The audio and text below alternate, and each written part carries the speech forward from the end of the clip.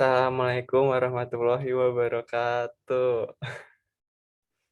Waalaikumsalam warahmatullahi wabarakatuh. Warahmatullahi wabarakatuh. Siang anak-anak. Siang, Pak. Iya, Pak. Untuk mengawali pembelajaran pada siang hari ini, mari kita berdoa menurut kepercayaan masing-masing. Berdoa dimulai.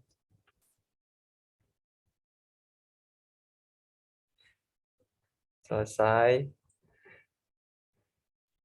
Nah, sebelum memulai materi, saya absen dulu ya. Aulia Safa Anissa hadir.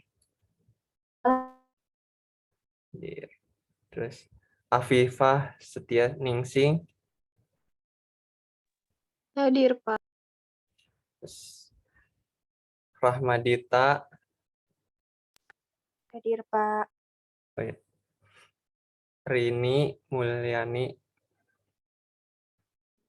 Hadir, Pak. Yuliana. Hadir, Pak. Iqbal Faturrahman. Hadir, Pak. Oke, hadir semua ya. Nah, pada pertemuan kali ini kita akan memasuki materi sistem pernafasan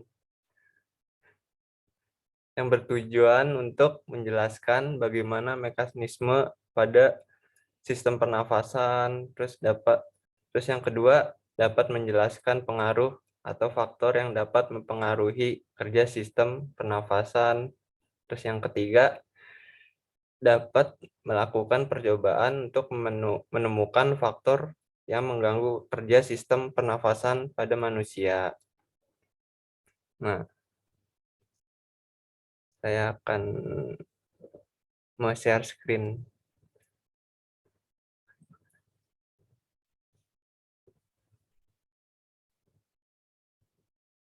Tolong jadiin host dulu dong.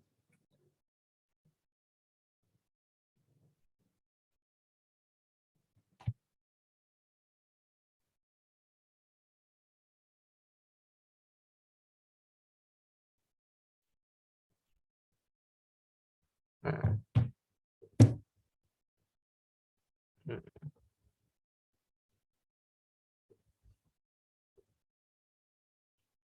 Apa sudah kelihatan ininya? Sudah, Pak. Nah, ini sistem pernafasan. Dari pengertiannya itu pernafasan itu bisa disebut dengan respirasi yang dapat didefinisikan dari proses pengambilan oksigen dan pelepasan karbohidrat dan energi yang ada di dalam tubuh. Organ dari pernafasan manusia. Sistem pernafasan manusia itu tersusun dari hidung, terus faring, trakea, bronkus, dan paru-paru. Organ penyusun pernafasan tersebut dapat dikelompokkan dari struktur maupun fungsinya. Sistem pernafasan itu terbagi dari dua yang secara struktural. Yang pertama itu sistem bagian atas yang terdiri dari hidung dan faring. Terus yang kedua, sistem pernafasan bagian bawah yang terdiri dari laring, trakea, bronkus, dan paru-paru. Secara fungsional, nah yang terdiri dari dua. Yang pertama adalah zona penghubung, tersusun dari serangkaian organ, rongga, dan saluran yang saling terhubung, baik dari luar maupun dari dalam paru-paru. Bagian terhubung meliputi hidung, faring, laring, trakea, bronkus, dan bronkiolus. Fungsi bagian penghubung itu adalah menyaring dan melebabkan udara serta menyalurkan udara menuju paru-paru. Nah, yang kedua, zona respirasi yang terdiri dari jaringan dalam paru-paru yang berperan dalam pertukaran gas, yaitu alveolus.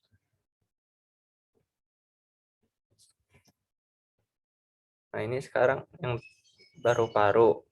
Paru-paru itu alat pernafasan yang paling utama.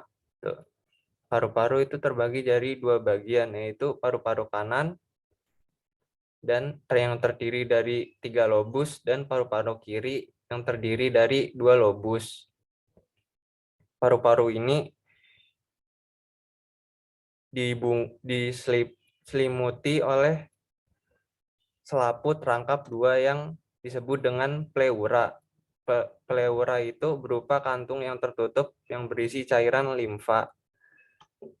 Pleura itu berfungsi melindungi paru-paru dari gesekan dan saat mengembang dan mengempis paru-paru saat bernafas. Di dalam paru-paru terdapat bagian yang berperan dalam pertukaran gas oksigen dan karbon dioksida, yaitu di dalam alveolus. Nah, sekarang dalam paru-paru itu ada bronkus. Nah, itu bronkus itu bagian paling dasar dari trakea. Ya, terus trakea itu bercabang menjadi 2. Percabangan trakea itu disebut dengan bronkus. Masing-masing bronkus memasuki paru-paru kanan dan paru-paru kiri. Struktur bronkus hampir sama dengan trakea, tetapi lebih sempit. Bentuk tulang rawan teratur tetapi berselang-seling dengan otot polos. Terus ini ada bronkiolus. Di dalam paru-paru bronkus terdapat bercabang-cabang lagi. Bronkiolus itu merupakan cabang dari bronkus. Pada ujung-ujung bronkiolus itu terdapat gelembung-gelembung yang sangat kecil dan berdinding tipis yang disebut alveolus. Nah, sekarang bagian alveolus. Alveolus itu tersusun dari satu lapis jaringan epitel pipih.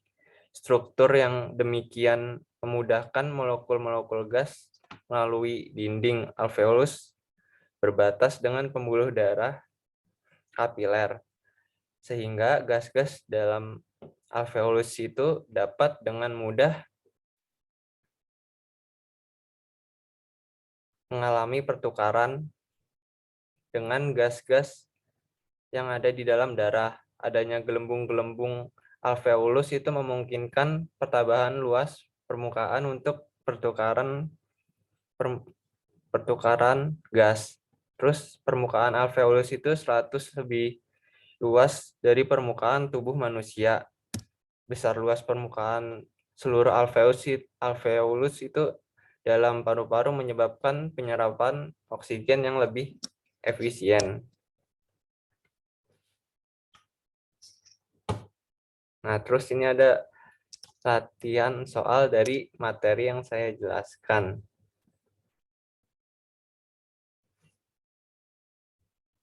Bentar.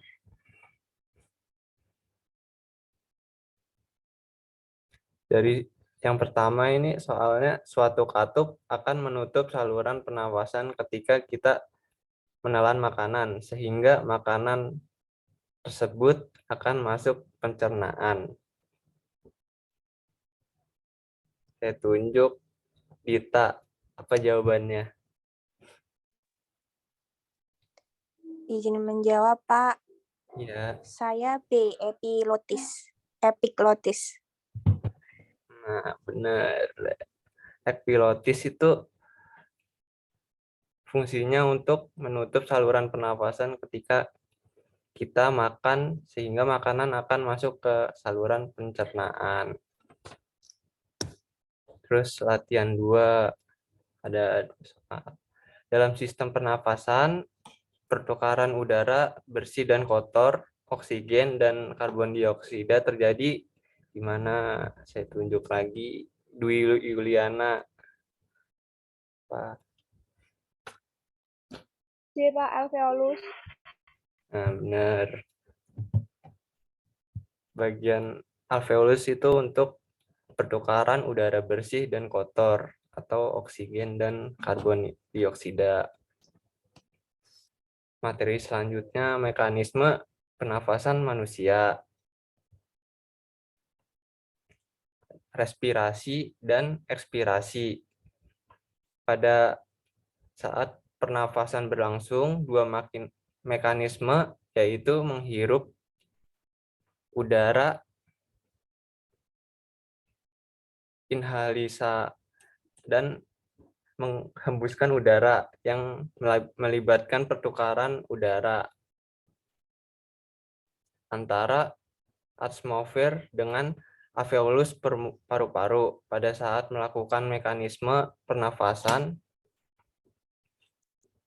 terjadi kerjasama antara otot dada, tulang rusuk, otot perut, dan diafragma. Diafragma itu adalah otot yang terdapat di antara rongga dada dan rongga perut.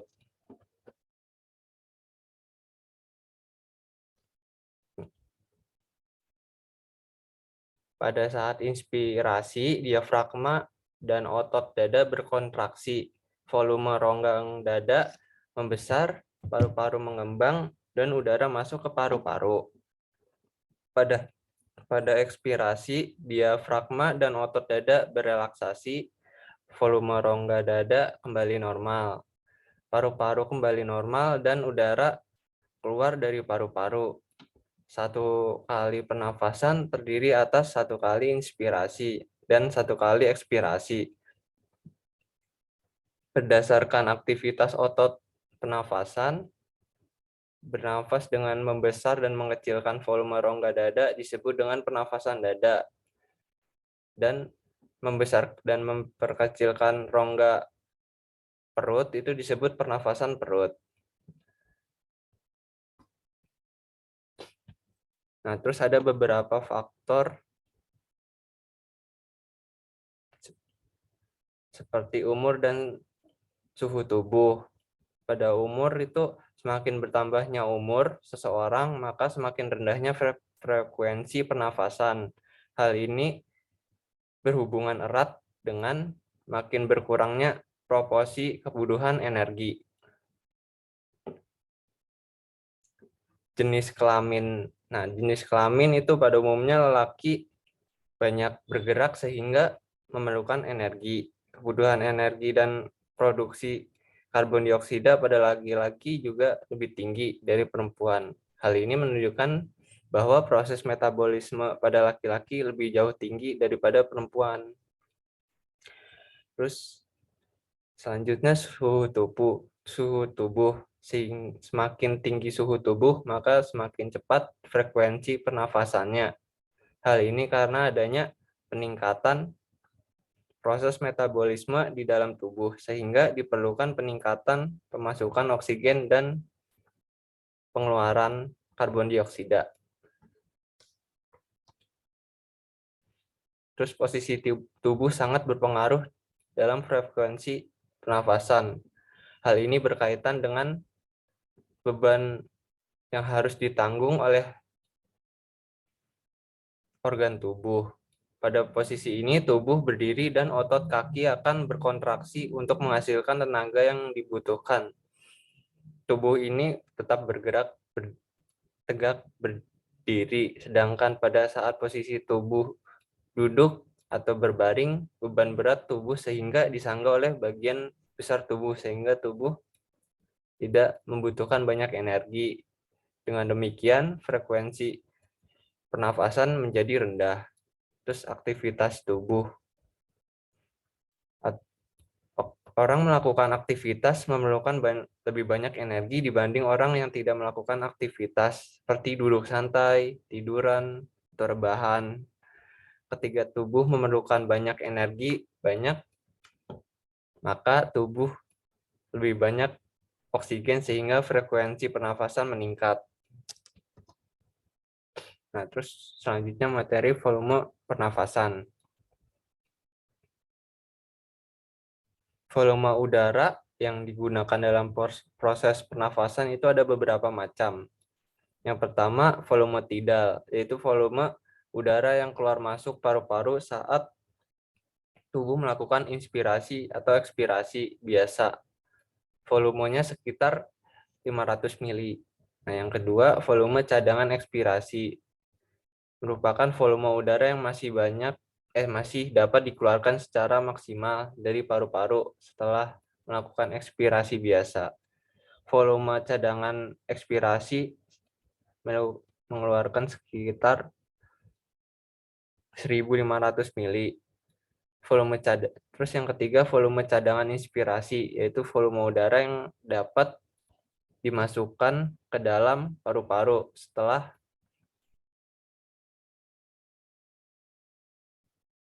melakukan inspirasi secara biasa. Volume cadangan inspirasi ini sekitar 150 mili.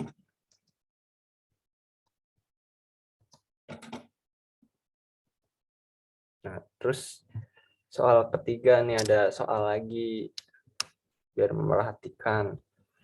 Terjadi inspirasi pada proses pernapasan manusia adalah karena diafragmanya gimana? Saya tunjuk lagi, Safa. Izin menjawab. C. Mendatar, tulang rusuk, dan dada terangkat, Pak. Nah, benar.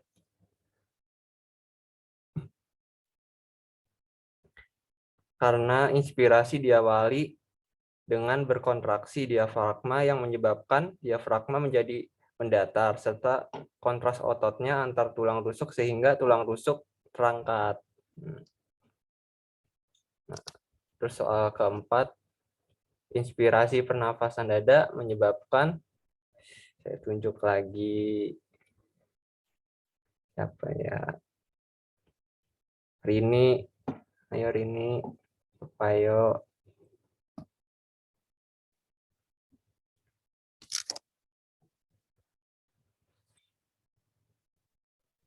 Baik, Pak, saya akan menjawab. Jawabannya C, otot tulang rusuk berkontraksi dan volume paru-paru membesar. Nah, iya, benar. C, otot tulang rusuk berkontraksi dan volume paru membesar. Nah, terus selanjutnya gangguan-gangguannya dan cara mencegahnya. Ada penyakit, di sini ada penyakit influenza. Penyakit ini biasanya disebabkan oleh infeksi influenza virus. Gejala yang pertama itu ada demam, terus pilek, bersin-bersin, batuk, sakit kepala, sakit otot, dan rongga hidung terasa gatal. Terus hidung bisa tersumbat. Nah, cara mencegah dari virus ini bisa menggunakan masker ketika di mana aja ketika mau keluar, terus rajin mencuci tangan, dan sebelum makan bisa mencuci tangan. Terus penyakit selanjutnya pneumonia, yang merupakan infeksi pada bronkiolus dan alveolus. Penyebabnya ini karena dari virus, bakteri atau jamur lainnya, namun disebabkan oleh bakteri Streptococcus pneumoniae. Gejala penyakit ini yaitu demam, batuk berdahak, dan tidak enak badan. Terkadang bisa susah bernafas. Mencegahnya itu bisa dapat memberi antibiotik atau obat pembuat saluran nafas menjadi lebar, terapi oksigen, dan menyedot cairan dalam paru-paru. Penyakit selanjutnya ada asma. Merupakan salah satu kelainan yang menyerang saluran pernafasan. Nah, penyakit ini bisa disebabkan oleh faktor lingkungan, seperti kelainan atau ada alergi dengan debu gitu. Nah, penderita ini bisa mengalami batuk, nafas berbunyi, nafas pendek atau sesak nafas. Jadi harus menghindari dari benda-benda yang dapat memicu asma. Nah, terus penyakit selanjutnya ada TBC. TBC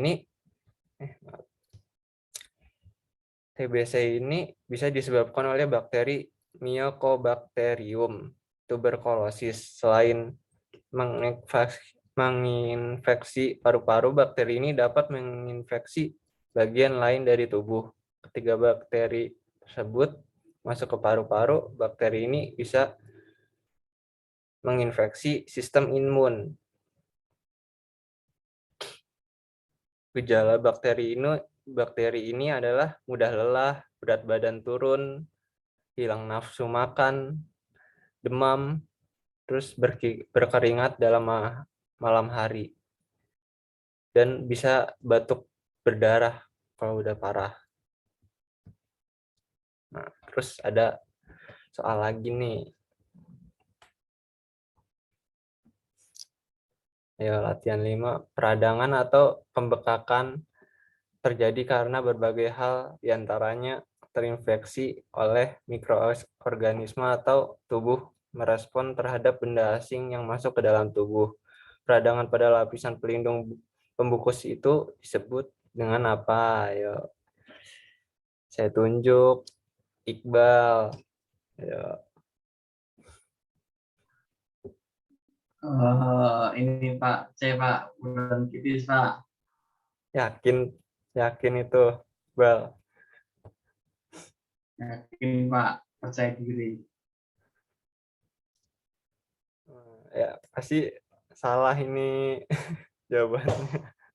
Pasti gak merhatiin Apa? Mas Iqbal tidur. Apa? Ngantuk saya Pak. Jawabannya itu pleuritis, tadi ada yang pelindung. Oh, iya, Pak. Ya. Maaf Pak. Lain kali merhatiin ya. Iya Pak. Nah, terus yang ini infeksi bakteri Diplococcus pneumonia pada alveolus bisa menyebabkan gangguan pernafasan yang dikenal dengan istilah, saya tunjuk lagi, Afifah, ya, yang belum apa. Jawabannya B, Pak, pneumonia. Oh, ya benar, pneumonia, karena hampir sama namanya bakteri. Nah, baik, terima kasih semua. Selanjutnya ini ada yang ingin ditanyakan atau ada yang belum paham?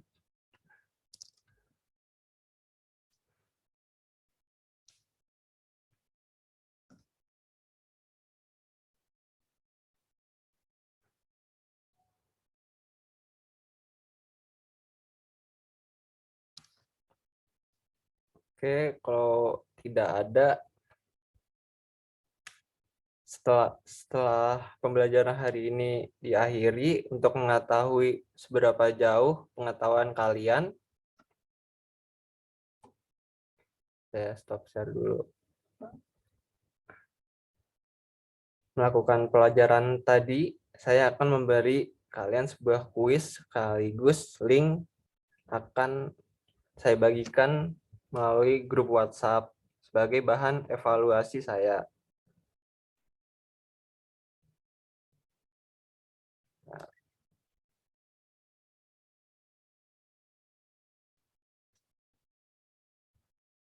Nah,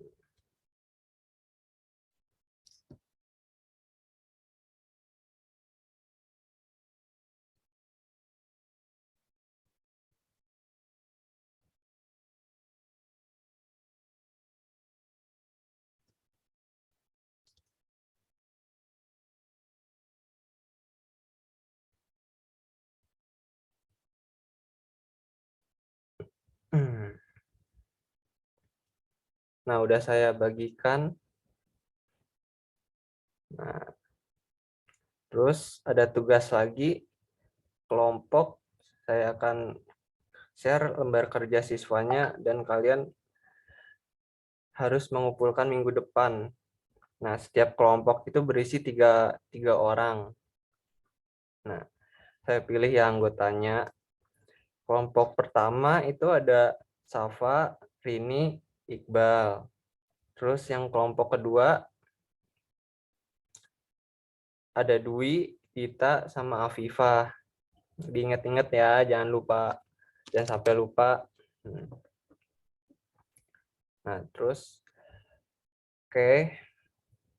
Sebelum kita menyudahi pembelajaran hari ini, mari kita berdoa berdoa seperti menurut kepercayaan masing-masing. Berdoa dimulai.